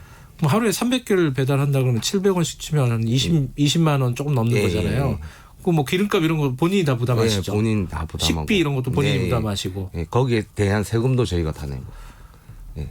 남는 거 별로 없네요. 그거 따져보면은. 실질적으로 좀 택배 노동자가 많이 번다고 이런 그 뉴스나 언론에 났었는데 제가 한번 계산을 해보면 한 400 정도 제가 받는다 치면 유류비, 뭐 차량 보험금, 그다음에 뭐 저희가 부가세 10%를 내야 돼요. 그리고 그 국민연금, 그다음에 뭐 의료보험 저희가 다 내야 되고. 개인 사업자니까. 저희가 다 내야 되고. 그래도 저희는 또 퇴직금이 없어요. 그렇게 비교해 봤을 때 일반 직장인 노동자와 비교했을 때 한 250만 원 버는 거랑 비슷하지 않나. 아니 하루에 뭐 10시 이게 지금 뭐 12시간 넘게 일한다고 물건이 좀 적다 하더라도 10시간 넘게 일을 해야 되잖아요. 그렇게 매일매일 일을 하는데 한 250만 원 정도 가져간다. 네, 그러니까 4대 보험 이제 가입된 보험 노동자랑 비교하면 그런 제가 계산할 때는 그런 셈인 거예요. 이게 이제 특수고용이라 그래가지고 이게 정부에서도 이런 부분에 대한 대책들 많이 막 내놓고 있었잖아요. 근데 이 택배 기사 문제는 왜 이렇게 해결이 안 되는 겁니까? 뭐가 문제예요? 뭐 정부에서 많은 대책을 내놓고 있더라도 실질적으로 택배 노동자가 보호받는 법이 없습니다. 법이 없고 이게 없으니까 뭐 택배 노동자가 실례로 보면 그 화물 운송 뭐 이거 노란 넘버 배자 넘버는 화물 운송법을 따르고 그 외에는 택배 노동자는 다른 법이 없어요. 적용받는 게. 그렇기 때문에 이게 법으로 최소한도 보장할 수 있는 그런 법이었기 때문에 저희가 너무나 뭐 갑질이라든지 뭐 해고 고용 불안정이라든지 이런 거를 많이 겪고 있는 상황. 고용보험에서도 빠져 있죠 지금. 그렇죠. 고용보험에도 지금 제외된 채로 지금 올라간 걸로 알고 있습니다. 뭐 실업을 예를 들어 지금 말씀하신 거 해고를 당해도 뭐 실업급여라든가 이런 부분들을 할 수가 없는 거네요. 안 들어있으니까. 이게 진짜 사각지대에 있는 거네요. 개인 사업자도 아니고 뭐 근로자도 아닌 애매한 위치에서 그죠. 그렇죠. 저희는 실제적으로는 타 노동자와 똑같이 월급 형태로 임금을 받고 있고 한 달에 한 번씩 받고 있거든요. 수수료를. 그런데 뭐 개인 사업자를 등록해라. 그래서 대리점으로 계약해야지 일할 수 있다. 그렇게 해서 이제 일한 것뿐인데 이게 완전 사각지대, 법의 사각지대로 적용받고 있는 거죠. 청취자분들 문자를 많이 보내주시고 계신데 이지영님은 노동 강도가 상상을 초월한다. 이러면 진짜 하루에 12시간 일하는 거는 사람이 할 짓이 아니에요, 진짜. 8시간 일하라고 그렇게 얘기를 하는데 그렇죠. 상응하는 노동 대가를 지급해야 합니다. 이런 말씀 보내주셨고 K7233님은 감사합니다로 끝내기에는 택배 시스템이 너무 불합리하다. 이런 말씀도 보내주셨고 자, 이 불합리한 시스템을 고치려면 진짜 여러 가지 것들이 필요하겠지만 당장 정부 바로 앞에 지금 장관이나 대통령이 있으면은 뭘 요구하시겠습니까? 이거는 좀 바꿔달라. 그런 이제 높은 분들이 계시면 네네. 하여튼 저희는 이제 저희 노동조합이 2017년도에 그 특수 고용 노동자에게 정부에서 노동조합 필증을 발부했어요. 예. 이게 뜻이 이제 노동자로 인정한다는 뜻인데, 그런데 실제적으로 이제 법이 없으니까 이에 대해서 뭐 부당해고라든지 수수료 삭감이라든지 대처할 방법이 없는 거예요. 그리고 이제 노동청에도 이게 부당하다고 얘기해도 근로감독관님조차도 저희가 개인 사업자라는 이유로 할 수 있는 게 없다 이런 얘기를 계속 하시거든요. 그래서 이런 열심히 일한 그런 제밖에 없는 택배 노동자가 이런 사각지대에서 법의 사각지대에서 함부로 해고당하고 갑질을 당하고 이런 것들을 좀 근절해 줄 수 있는 법적으로 최소한 법적으로 보장받을 수 있는 정책을 좀 만들어 주시면 좋지 않을까. 그러니까 근로자, 노동자로서 최소한의 권리 보장이 될 수 있는 법을 좀 만들어 달라. 그게 이제 사측에서 보면은 그렇게 해고할 때는 개인 사업자라고 얘기하면서 쉽게 해고하고, 그죠? 일 시킬 때는 근로자라고 얘기하면서 또 일 시키고 이렇게 되는 거죠. 편리한 대로 생각하는 거죠. 자기가 진짜 맞는 대로 그렇게 얘기하는 거예요. 생각을 해보면 그래 이게 만약에 지금 택배 노동자들이 일을 안 하게 된다면 어떤 일이 벌어질지 우리 사회에서, 그죠? 그렇죠. 그 택배 노동자가 일을 안 하게 되면 정말 이 사회적으로 복지라든지 이제 편리한 시스템이잖아요. 이 택배라는 것들이 그런 것들이 다 무너지면 또 그 고객들께서 또 이렇게 자신의 또 노동을 통해서 또 이걸 구입해야 되고 하는 거기 때문에 저희는 이제 이 나라의 이 편의, 이 복지 뭐 이런 것을 위해서 일을 하고 있다 이런 생각은 있거든요. 이 코로나 시대에 좀 아주 필수적으로 더 이제 평소에도 느끼는 분들도 있었겠지만은 더 그런 걸 느끼거든요. 택배라는 것들이 굉장히 우리나라 시스템이 잘 돼 있구나. 그죠? 그런데 실제로 일하시는 분들의 고용 시스템이나 이런 부분들은 굉장히 엉망이다. 그죠? 요거 좀 고쳐야 될 것 같습니다. 어쨌든 지금 바쁘신 와중에 지금 농성 중이신데, 그죠? 더우신데 몸 관리 좀 잘 해주시고요. 고맙습니다. 오늘 나와주셔서. 네, 감사합니다. 예, 코로나 연속기획 언택트 시대 노동의 그늘 권용성 부산 지부장님 였습니다. 고맙습니다. 이 시각 출근길 교통정보입니다. 출근 정체 최대를 보이는 곳들이 많습니다. 경부고속도로 서울 쪽으로 북천안 부근 사고는 처리 작업이 마무리됐지만 이번에는 천안 부근 1차로에서 사고가 났는데요. 부근으로 많이 혼잡해져 있습니다. 이후로도 북천안 부근까지 더딘 흐름 이어지고 있습니다. 더 가서는 수원 부근과 또 금토분기점에서 서초 사이로 더디게 지납니다. 경인고속도로 서울 방면으로 부평 부근에서도 사고가 났는데요. 4차로를 막고 처리 작업을 하고 있어서 서인천 나들목부터 3km 구간에서 극심한 정체입니다. 남해고속도로 순천 쪽으로 진교터널 2차로에는 화물차가 고장으로 서 있고요. 중앙고속도로 춘천 쪽으로 원주휴게소 부근 2차로에서는 장애물을 처리하고 있습니다. 그 밖에 서울시내 강변북로 일산 쪽으로 청담대교 부근 사고는 처리 작업이 마무리됐지만 구리 시계부터 정체 남아있고요. 더 가서도 한남대교에서 한강대교 사이로 더딘 흐름 이어지고 있습니다. KBS 교통정보센터에서 김민희였습니다.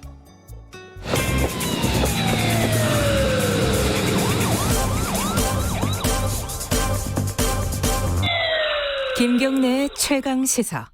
네. 코로나19로 초중등 학교도 마찬가지인데 대학들도 온라인 강의를 많이 하고 있죠.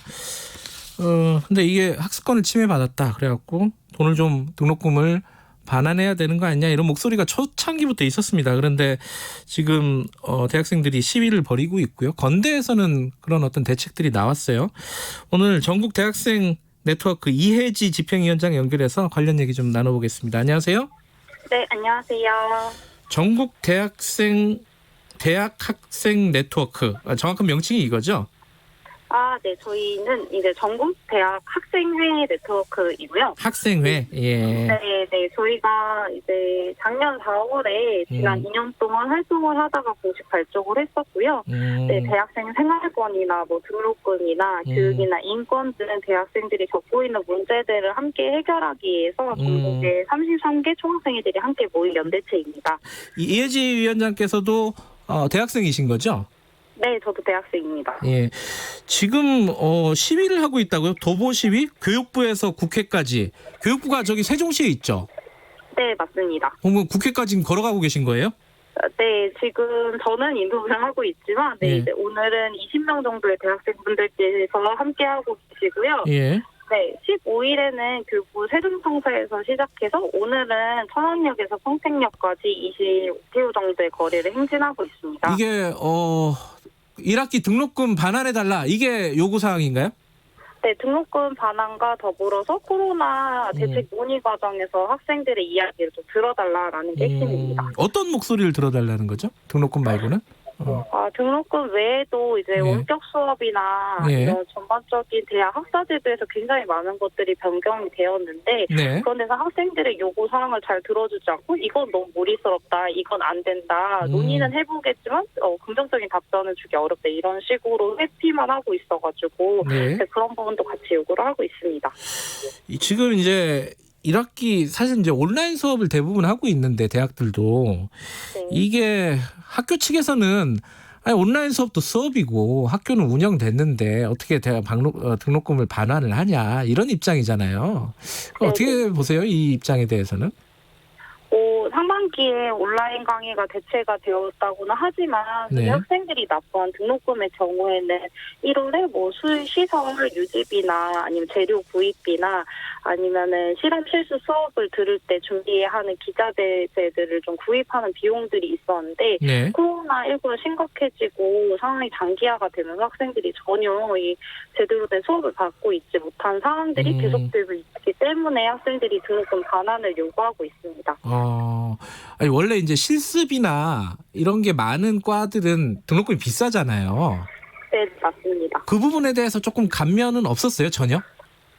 감면은 전혀 없었고요. 제가 알기로는 교토예술대학 이런 곳에서는 실험 실습비 항목으로 학생들이 납부한 등록을 일부 반환해줬다, 이런 해외 사례는 봤었는데 한국대학에서 아직 확인된 것이 없습니다.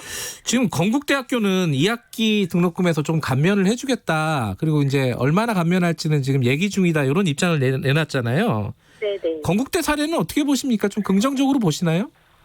기존에 이제 학교별로 재정 현황에 맞게 학생들에게 4학금 형식을 지급하겠다라는 것보다는 등록금을 직접 돌려준다는 점에서는 좀 의미가 있다고 보기는 하는데 저희가 또 확인해봤을 때는 이 학교 측에서 제시한 안이 학생들 요구에는 미치지 못한다, 이런 이야기도 있고요. 그리고 이제 원격 수업이 장기화가 되면서 계절학기도 앞두고 있고 2학기도 장기화가 되면 또 원격 수업으로 대체될 가능성도 높잖아요. 그래서 2학기에 대한 대책은 또 따로 마련이 꼭 돼야 되지 않나, 이렇게 보고 있습니다. 그 이제 어느 정도 반환을 해주는 게 합리적이라고 보세요, 학생분들은? 네. 저희가 4월에 진행했었던 설문조사에 21,784명의 학생분들이 응답을 해주셨었는데요. 그때는 과반수 넘는 학생들이 절반 이상 좀 반환이 필요하다라고 답변을 하셨고요. 그리고 한 26% 정도의 학생분들이 20에서 30% 정도의 금액이 반환이 필요하다고 답변을 해주셨습니다. 그러면은 평균적으로 보면 한 30% 뭐 이 정도로 보면 되나요? 학생들이 원하는 부분은? 네, 3분의 1이라도 돌려줬으면 좋겠다, 이렇게 이야기를 하고 있습니다. 그게 이제 개별적으로 총학생회나 이런 데서 학교 측에 얘기를 요구를 한 곳이 많이 있을 거 아닙니까, 그죠? 네, 맞습니다. 반응들이 다 어떻다고 들으셨어요? 네, 제가 봤을 때는 한 학교에서 거의 3,000, 4,000명? 아무래도 학생들이 굉장히 관심이 많은 사안이다 보니까 설문조사 처분도 굉장히 많았는데 학교 쪽에서는 좀 재정 상황이 어렵다, 이미 적자였다, 우리는 이런 식으로 학생들의 요구 자체를 좀 귀 기울여 귀 기울여서 듣지 않고 그러니까 계속해서 어렵다는 말만 반복하는 상황이 좀 계속 됐었습니다. 지금 이제 대학도 어렵다 이러고 있잖아요. 이러고 있어서 이제 정부에서 긴급 지원금 형태로 대학에 예산 투입을 하는 걸 검토한다는데 이건 또 세금이 들어가는 일이란 말이에요.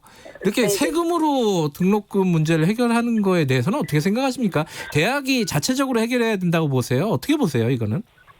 저희는 두 교육부와 대학 교육부 다 부담을 좀 해야 되지 않나 이렇게 보고 있는데요. 나눠서 예. 네, 맞습니다. 왜냐하면 교육부도 이제 고등교육법에 따라서 대학을 관리 감독할 책임이 있고 사실상 3, 4월 원격 수업 논란이 좀 본격화되면서 교육부가 좀 더 적극적으로 나섰으면은 이런 문제가 벌어지지 않았을 텐데 싶기도 하고요. 근데 저희가 고민되는 지점은 그래도 대학이 어쨌거나 수업 운영에 대한 총 책임을 지고 있잖아요. 그래서 대학도 분명히 책임을 져서 저희가 기존의 사례를 좀 찾아봤을 때는 입학금 폐지나 이럴 때도 학생과 학교와 교육부 이렇게가 협의해서 안이 도출됐더라고요. 그런 식으로 이번에도 좀 3자가 함께 협의할 수 있는 안이 도출되어야 하지 않나 이렇게 보고 있습니다. 그러니까 학교 측 그리고 교육부 측 그리고 학생들 이렇게 3자가 좀 협의를 해야 된다 이런 말씀이시네요. 그죠? 네, 맞습니다. 그 협의를 할 수 있는 테이블이 좀 마련이 됐으면 좋겠다 이런 거네요. 지금 결론적으로는. 네, 맞습니다.